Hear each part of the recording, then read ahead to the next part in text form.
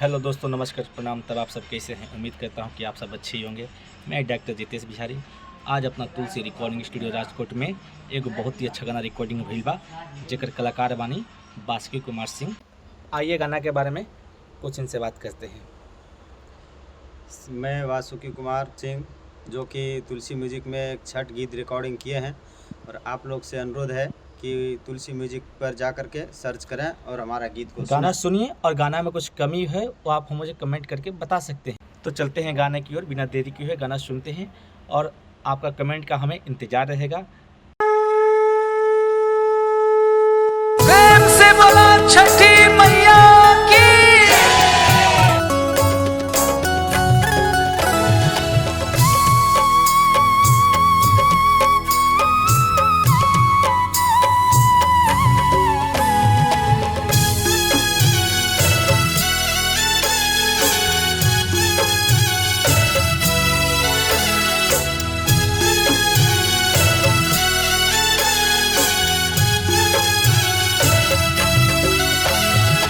घरे घरे मांगी मांगी करीला छठी मैया के बारात। छठी मैया के बारात हुआ ना सहाय छठी मैया पलका करे चापुका।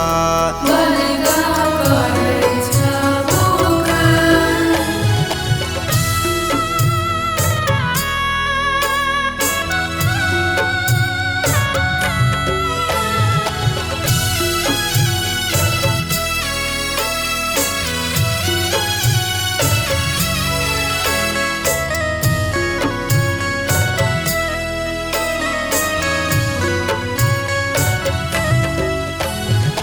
दुआ दिन से उपास हम रहला करला छठी मैया के बरत। कोरेला छठी मैया के बारात सुनी हो अरज छठी मैया बासुकी करे चापुका। बासुकी करे छबुका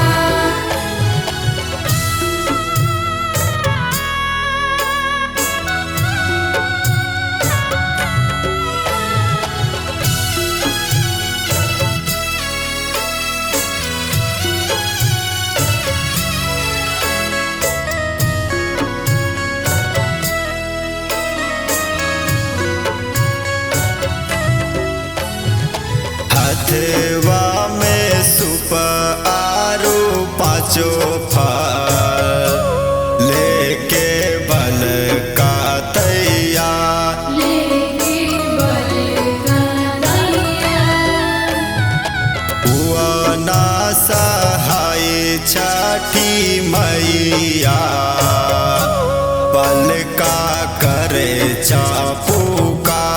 बलगा करे छबुका